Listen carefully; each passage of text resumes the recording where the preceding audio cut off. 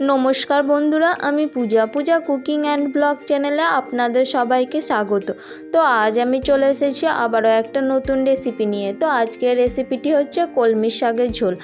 তো রেসিপিটি শুরু করার আগে আপনারা যারা আমার চ্যানেলে নতুন আছেন তারা অবশ্যই চ্যানেলটি সাবস্ক্রাইব করে পাশে থাকুন নতুন রেসিপি পেতে। তো চলুন ভিডিওটা শুরু করা যাক।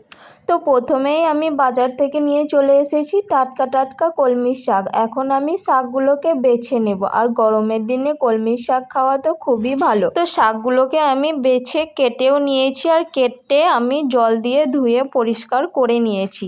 তারপর আমি ওভেনে কড়াই বসিয়ে দিয়েছি, আর কড়াই গরম হয়ে গেছে, আর কড়াইয়ে দিয়ে দিচ্ছি কিছুটা পরিমাণে সরিষার তেল।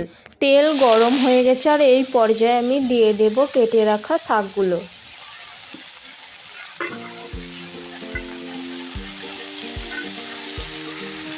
তারপর আমি অ্যাড করে দেব কিছুটা পরিমাণ হলুদ গুঁড়ো, তারপর অ্যাড করে দেব স্বাদমতো লবণ, আর অ্যাড করে দেব 1 টিস্পুন মতো চিনি। এখন আমি নাড়াচাড়া করে শাকগুলো ফ্রাই করে নেব। এই পর্যায়ে অ্যাড করে দেব কিছুটা পরিমাণে কাঁচা ছোলাগুলো আমি আগের দিন রাতে ভিজিয়ে রেখেছিলাম।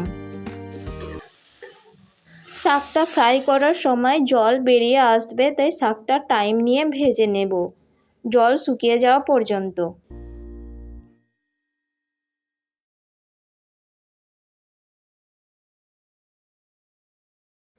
শাকে মোটামুটি জল শুকনো হয়ে গেছে। এখন আমি পুরোপুরি জলটা শুকনো হয়ে যাওয়া পর্যন্ত ফ্রাই করে নেব। তো শাকের মধ্যে থাকা জল শুকনো হয়ে খুব সুন্দরভাবে ফ্রাই হয়ে গেছে, আর এই পর্যায়ে আমি অ্যাড করে দেব পরিমাণ মতো জল।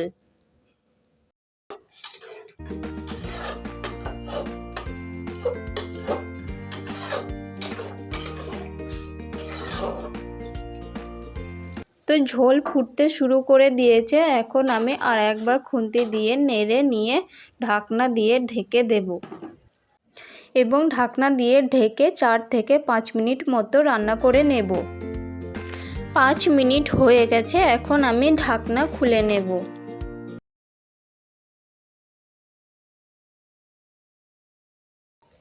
শাকটা সিদ্ধ হয়ে গেছে, আর এখন আমি একটি পাত্রে নামিয়ে নেব।